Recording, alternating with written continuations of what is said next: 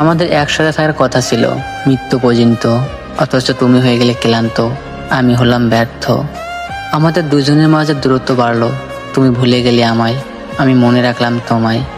আমি তোমাকে দোষ দেই না, কারণ আমি জানি দোষ ছিল সময়ের, পরিস্থিতির, আর হয়তো নিজেরই।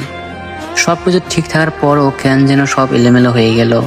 দোষ দিই নিজের ভাগ্যকে, যে ভাগ্য কখনো আমার মনের কথা বুঝলো না।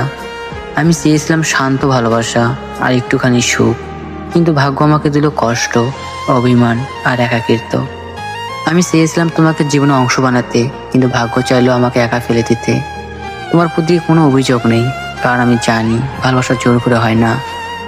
কিন্তু কষ্ট হয় এই ভেবে, যদি ভাগ্য সহায় হতো তাহলে হয়তো আমাদের গল্পটা অন্যরকম হতো। আজও প্রতিদিন নিজেকে প্রশ্ন করি, কোথায় ভুল করলাম আমি, কিন্তু উত্তর পাই না। হয়তো ভুলটা ছিল আমার স্বপ্ন দেখার, হয়তো ভুলটা ছিল ভাগ্যের উপর ভরসা করার। একদিন তুমি বুঝবে, একদিন তুমি ঠিকই বুঝবে, সবাই ভালোবাসে, কিন্তু আমার মতো নয়।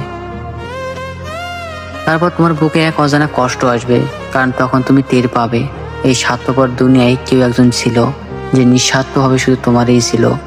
তুমি ভাববে কেউ একজন গভীর রাতে মন্দিরে নিঃশব্দে তোমার জন্য কাঁদতো, তার কাছে তুমি শুধু একজন মানুষ নও, ছিলে পুরো একটা জগৎ। কিন্তু আমি শিখে যাব তোমাকে ছাড়া বাঁচতে। তোমার বদলে আমি নিজেই বদলে ফেলবো, আর প্রতিটি হৃদয়ে যেখানে তোমার নামে ধ্বনি হতো তা হয়ে যাবে নীরব, ঠান্ডা এক শহর।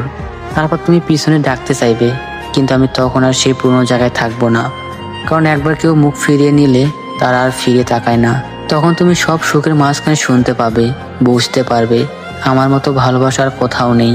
তখন তুমি ভাববে যে ভালোবাসাকে একসময় অবহেলা করছিলে, সেটাই ছিল তোমার জীবনের সবচেয়ে বড় ভুল।